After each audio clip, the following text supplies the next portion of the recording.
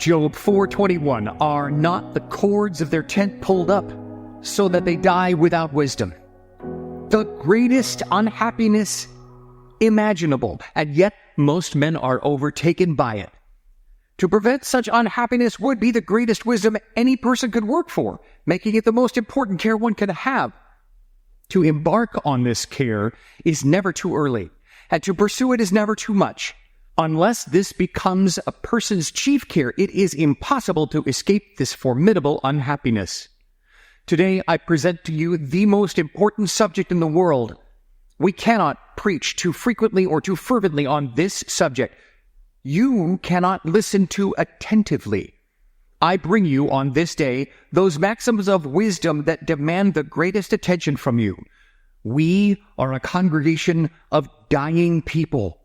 The danger of dying without wisdom is inherent in us. It threatens us. We cannot be too deeply affected by it. We live without wisdom if we are not profoundly moved by it.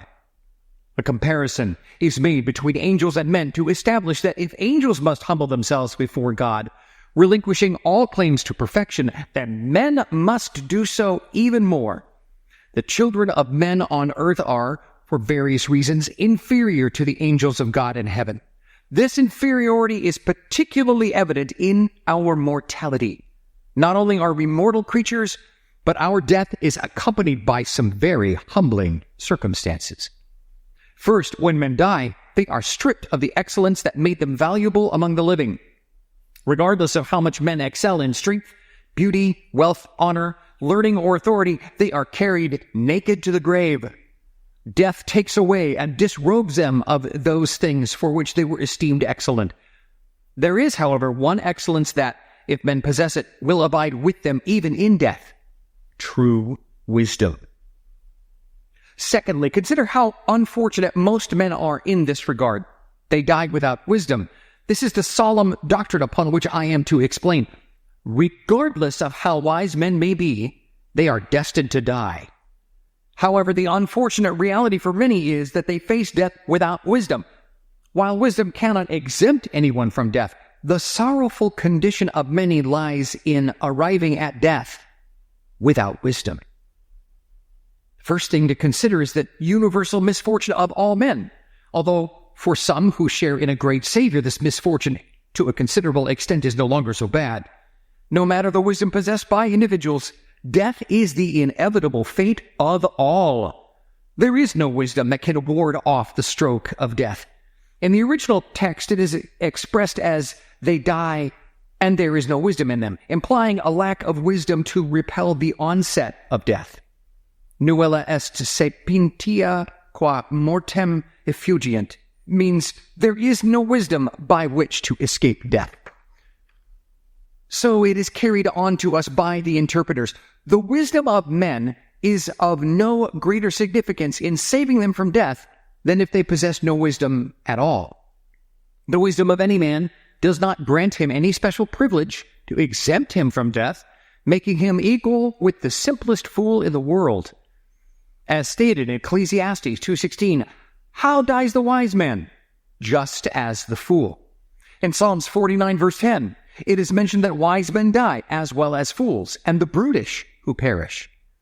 There's an old saying concerning a wise man: died after as a fool dies? In a certain sense, he did die similarly. The wisest person in any court or college on earth is as susceptible to death as the humblest creature falling under the law of idiocy. As Hebrews 9:27 declares, it is appointed for men once to die.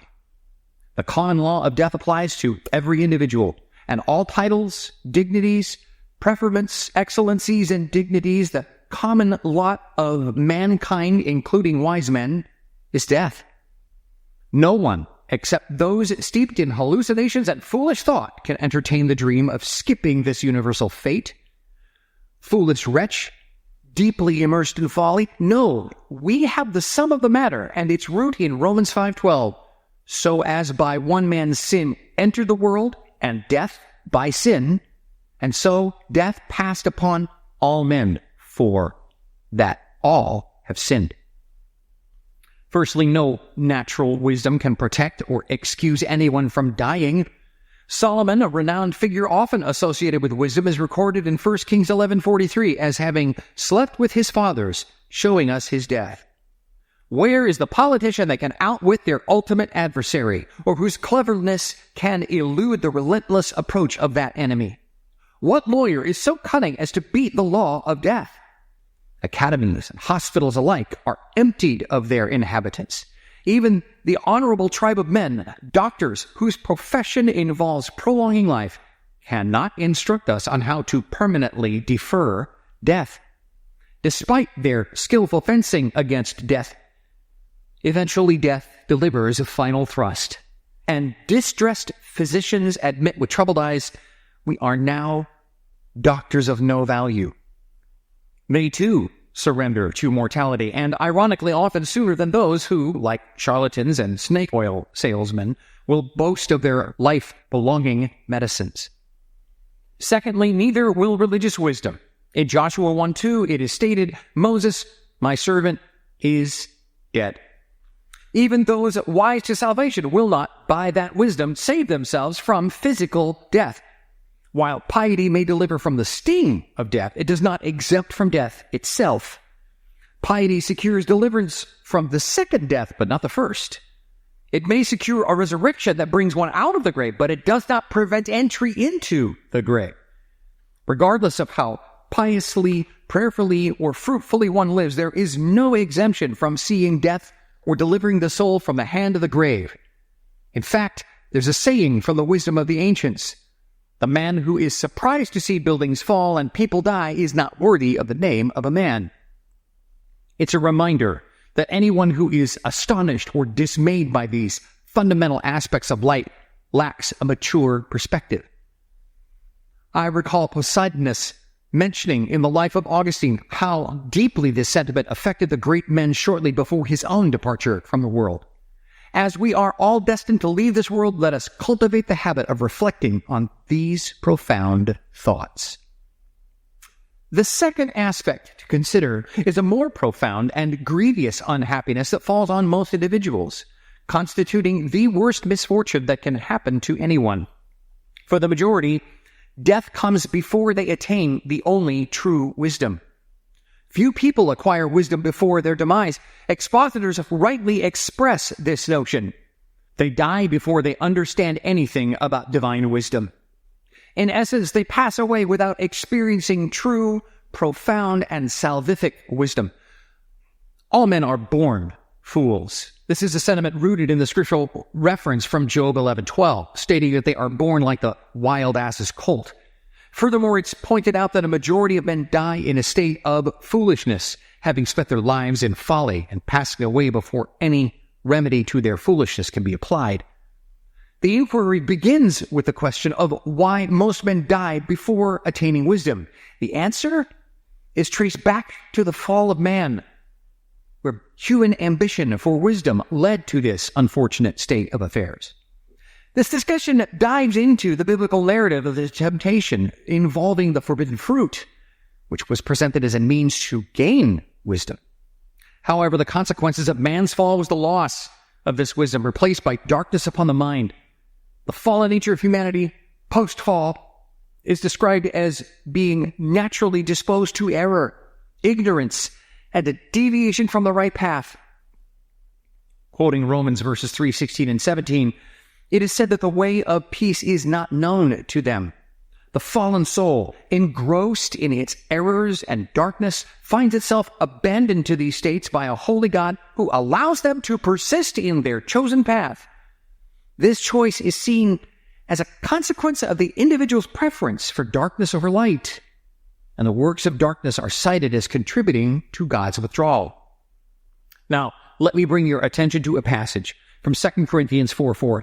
It talks about how the forces of darkness, led by Satan, have blinded the minds of many in our world. Satan, fueled by God's displeasure, has taken the reins and has become the ruler of this spiritually dim world.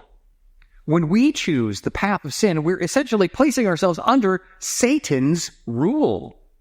We willingly step into his domain. Satan, in his malevolence, imprisons his victims in dark dungeons where the light of wisdom can't reach them. Those entrapped by sin and under Satan's influence might echo, "My master has confined me to the lowest pits, surrounded by darkness and in the deep shadows." It's through the cunning schemes of Satan that they remain ensnared in this spiritual darkness. Now, consider the reality that we face today. Many are engrossed in the hustle and bustle of life, so caught up in the daily grind that they've lost sight of God. Their perspective is clouded and they can't see things in their true light. They've inherited a flawed mindset from their foolish fathers, passing down a distorted view of life. So we must ask, how do we know that a significant number of people leave this world without embracing wisdom? The answer lies in the poignant narratives of those on their deathbeds. Some depart with little awareness of the errors that marked their journey. Madness, a kind of spiritual blindness, has been their companion throughout life, and unfortunately it accompanies them into the afterlife. Consider those who, as they approach the end of their journey, are not completely oblivious or numb, but with startling clarity confess and lament the absence of wisdom throughout their entire lives. They openly acknowledge that wisdom has eluded them until the final chapters of their existence. Yet even this realization, if it leads them to seek wisdom in their last moments, is a step in the right direction. We see a poignant reflection in Proverbs 5:11 and 12, describing a sense of mourning at the end. "Oh, how I have hated instruction." Many individuals go to the majority of their lives foolishly, making regrettable choices that only become apparent as the end draws near. Imagine the heartfelt admissions. "If I could only relive my life, I would avoid the foolish paths I once walked. I would chart my course with more wisdom and discernment, not repeating the errors of the past." As the eminent Roman orator Cicero approached the final chapters of his life, he lamented, "Alas, I have never done the part of a wise man in all my days." This poignant cry echoes the sentiments of many individuals who, in the twilight of their lives, realize the absence of true wisdom on their journey. Dying men and women often find themselves looking back with a bitter acknowledgement. We have lived without wisdom. The stark truth becomes undeniable in their final moments. To confess, "I have until now been wholly destitute of wisdom," especially when there's little time left to exert or obtain it, paints a vivid picture of the human condition. Now, let's explore the third inquiry. Who are those that pass away without ever grasping wisdom? The first category of those who pass away without ever acquiring wisdom is made up of individuals unprepared for death. The ancients proclaimed that the truest wisdom lies in a meditation on death. Actually, it lies in preparing for it. Death, it is said, finds none but egregious fools unprepared. We are repeatedly warned that before our departure, readiness for death requires a sanctifying change within us. This preparedness involves a renewal in the spirit of our minds, a turning to God, embracing Christ, and cultivating dispositions that make us fit for the inheritance of the saints in light. We are emphatically warned that if we were to depart without such preparation, it would be better for us never to have been born. Our demise would be akin to a trap door plunging us into a realm of dragons and a forever place of torment. Disregarding this warning and neglecting to prepare for death cannot be deemed wise. Remember the parable of the unprepared one in Luke 12:20. "You fool, how fittingly and justly may such words be uttered to those who depart without wisdom." The unprepared soul descends into an appalling eternity, its departure echoing with a chilling shriek. "Oh, what a fool I've been! The consequences of my folly have led me to dreadful straits." Even worse, those who depart before truly living will depart without wisdom. True living doesn't commence until one lives for God. Ignoring the great purpose for which God sent us into the world means that we haven't really started living. If our lives are not filled with gratitude toward God and a constant acknowledgement of Him in all our ways, we haven't truly started living entirely for oneself. Drowning in the rush, the pleasures and amusements of this world earns the assessment, as in 1 Timothy 5:6, that one is dead while still alive.